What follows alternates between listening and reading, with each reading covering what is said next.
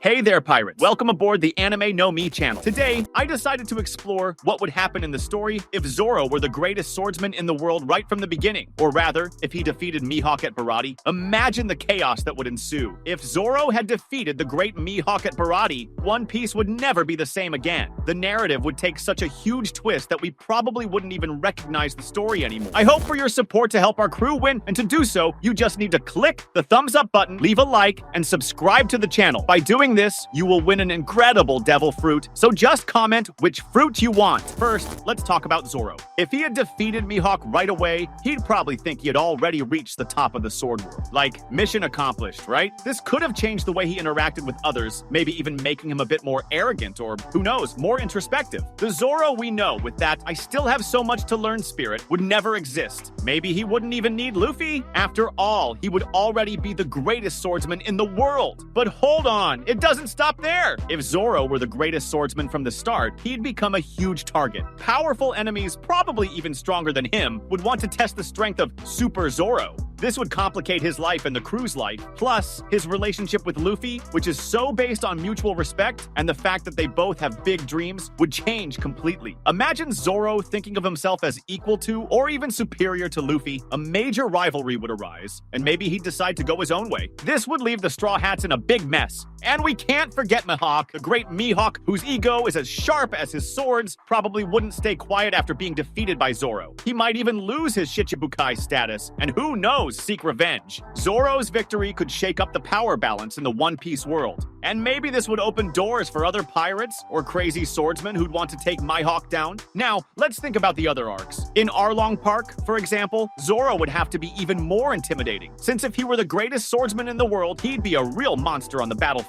But this could also put the crew in danger much sooner, because the world government's attention would fall on them right away. Tashigi, who always idolizes swordsmen and strives to be the best, would go crazy seeing Zoro as the greatest of them all. She might see him as a serious rival, and this tension would only increase throughout the series. Maybe even battles would break out between the two. And the following arcs? In Alabasta, Zoro would have a huge fight against Mr. One, and the impact of this battle would be much smaller if he were already the greatest swordsman. In Skypiea, he'd already have the respect of everyone, which would take some of the thrill out of his victories. Zoro's gradual evolution would be compromised. He'd kind of skip the coolest part of the journey, which is seeing his real growth. Now, a very important point, Zoro's training with Mihawk during the time skip. If he had defeated Mihawk before, what would that do to his motivation? Zoro probably wouldn't feel the same drive to train, which would leave him at a disadvantage against the New World's enemies, who are much stronger without relying on swords. Zoro wouldn't learn Haki, and that would be dangerous. On the other hand, he could learn Haki from Luffy, and that might be enough.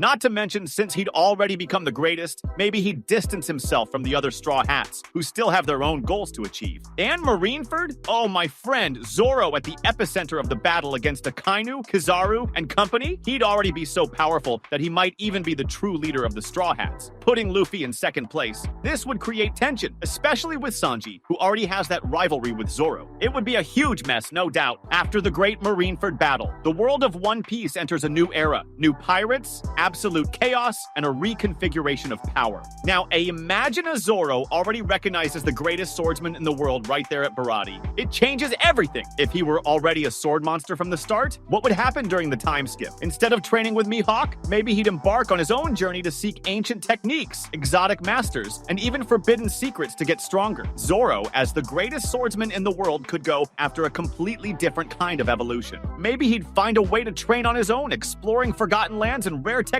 By the time he reaches Wano, Zoro would already be a living legend. Instead of just being an amazing swordsman, he'd be considered almost like a savior, a messianic figure destined to free Wano from the rule of Kaido and Orochi. Imagine the samurais revering him as a god of swords. His arrival wouldn't just be about joining forces to defeat Kaido, but he'd be the legendary swordsman everyone had been waiting for. His feats would be legendary, and he wouldn't just earn the trust of the samurais, he'd be their hope. Now, let's talk about Enma, Kazuki Oden's sword. Zoro, as the greatest swordsman in the world, would already have his own collection of elite blades. So would he accept Enma? Maybe he'd reject the sword, saying, "I don't need legacies, I am Zoro." In that case, he could fight with his personal swords, without relying on past legacies, which would emphasize his individual strength even more. A Zoro who challenges Kaido not only with his skill, but with the weight of his own journey. When the battle against Kaido and Big Mom comes to Wano, Zoro, the greatest swordsman in the world, wouldn't just be there to help. He could be one of the greatest fighters in the Alliance, facing Kaido head-on as if it were a duel between gods. With his strength and skill, he might even be able to injure Kaido in a more impressive way, proving that he's not just a good swordsman, but someone capable of leaving his mark in Wano's history. Zoro's presence would have an emotional impact on the Allied forces. He could inspire the samurais to fight harder, because now it wasn't just about defeating an emperor. It was about following someone whose strength and determination surpassed any known limits. He wouldn't just be a warrior, he'd be a leader. The dynamic between Zoro and Luffy would also change in Wano. If Zoro were already the greatest swordsman in the world, Luffy would see Zoro not only as his best friend and second in command, but as a true equal. The respect between the two would be even more tangible, as both would be great dreamers with enormous goals. And Zoro, being a living legend, could even inspire Luffy to become even more determined in his quest to be the Pirate King. This relationship would still be the foundation of the crew, but with an even stronger mutual respect.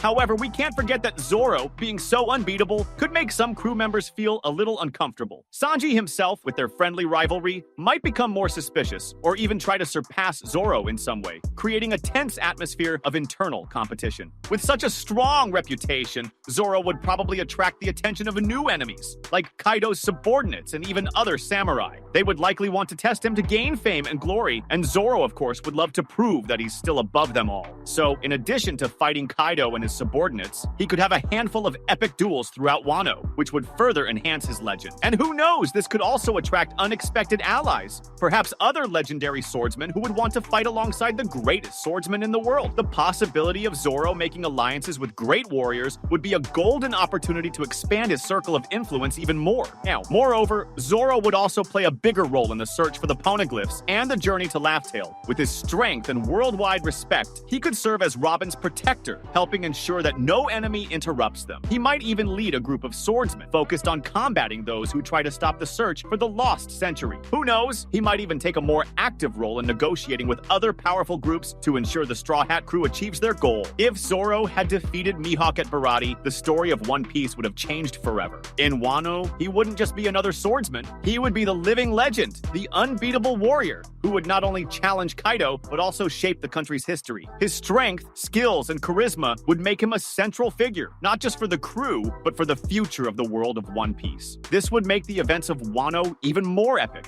with him not just being an elite warrior, but a leader, a legend, a true force to be recognized by all. But, of course, this powerful Zoro would also face new challenges, tensions within the crew, new enemies, and even questions about the very purpose of his power. The narrative would be filled with both internal and external conflicts, making this alternative version of the greatest swordsman in the world even more fascinating. Now tell me, what do you think would happen? That was today's content. We hope you liked it and want to share your opinion on the subject. Don't forget to share the video, give it a thumbs up, and I'll see you in the next video. Take care and stay amazing.